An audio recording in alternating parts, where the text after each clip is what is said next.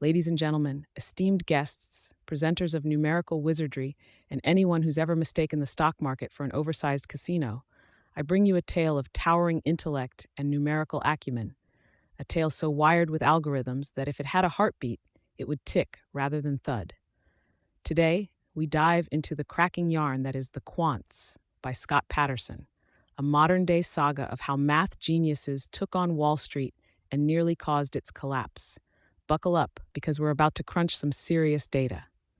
Insight numero uno: mathematicians turn market mavens. You see, the stars of the quants aren't your average Joes day trading between coffee breaks. These are the genuine eggheads, the PhD prodigies, the Mensa card holders with an affinity for differential calculus and an aversion to social conventions. They rocked up into finance with their superior intellects and complex algorithms, ready to trade not based on gut feelings or whispers in wood-paneled boardrooms, but on cold, hard numbers.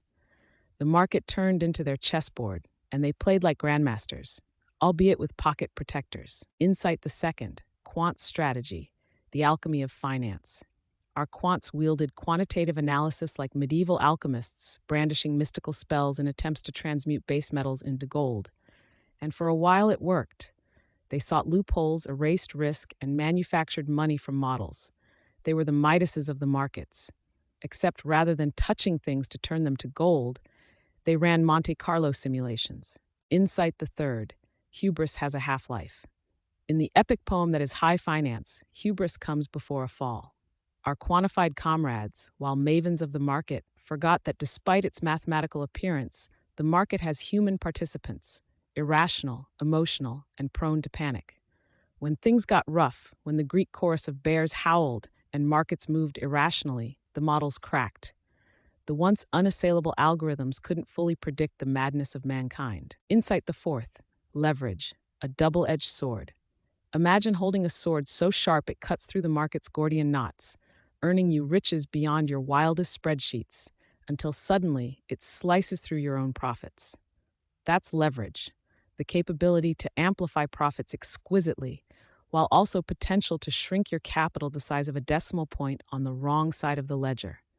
The quants loved leverage. They loved it until it turned on them, much like a pet viper one foolishly assumed was tame. Insight the fifth: risk, the beast that never sleeps. As anyone who's ever taken a stroll on the risky side of Wall Street knows, risk is like the monster under the bed. Just because you can't see it doesn't mean it's not there, waiting to grab your ankle. The quants had their risk models, and they thought they had risk tamed, measured, and under control. But risk is a beast fed by chaos, growing stronger in the darkness of rare events and black swans. It turns out not all variables can be quantified. Insight the sixth: the ecosystem effect. What happens on Wall Street doesn't stay on Wall Street. It's not Vegas, though the gambling analogy isn't too far off. Our quant heroes operated as if the market was a closed system, neatly separated from the rest of the world like a terrarium. But the truth is that the financial system is deeply woven into society's fabric, like that one tricky Rubik's Cube you just can't solve without peeling off the stickers. When quant strategies backfired, it wasn't just the Wall Street wizards who felt the burn. Everyone touched the fire.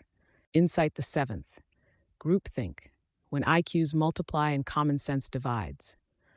Ah, the cacophony of like-minded voices, an echo chamber of brilliant people brilliant at reaffirming each other's brilliance. The quants, ensconced in their bubble of numbers, sometimes failed to step outside and smell the stochastic volatility.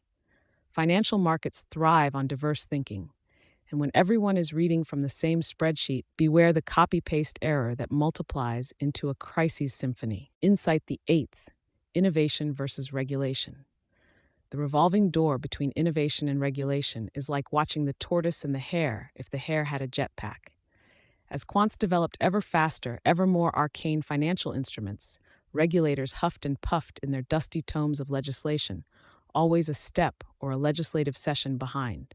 The market's pace is breakneck, the regulators' more broken neck. Therein lies a conundrum: how to safeguard the economy without stifling genius. Insight the ninth: mortals and models. It's quite poetic, actually. Mortal humans attempting to model an immortal market. a market that evolves, dodges, ducks, weaves, and occasionally bites. The Quants chronicles how the smartest people in the room built mathematical utopias in cyberspace, only to watch them crash hard on the rocky shores of economic reality. A reminder that finance, like life, is full of unknown variables, and even the most elegant of models is but a shadow play of the real thing. Insight the 10th. Is the game worth the candle? In the orgy of dollars and data that is the financial market, it's worth stepping back and asking, is it all worth it? The risk, the complexity, the potential for widespread systemic failures, are we actually better off? The Quants holds up a mirror, not to show us our most flattering reflection, but to highlight the grease paint and the sweat, the human cost of the financial circus. As we step back from our rollicking ride through the quantitative looking glass, let's take a moment to ponder. What does it mean when the market, the yardstick of our prosperity, the bloodstream of our commerce, is entrusted to the sorcerers of Sigma and the potentates of probability? Perhaps the answer isn't as simple as an equation.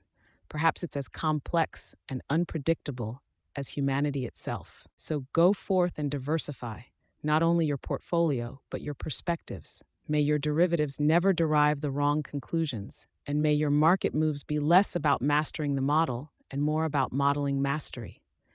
After all, as the Quants so vividly illustrates, the greatest risk may not be a rogue wave in the markets, but rather a blind spot in our own understanding.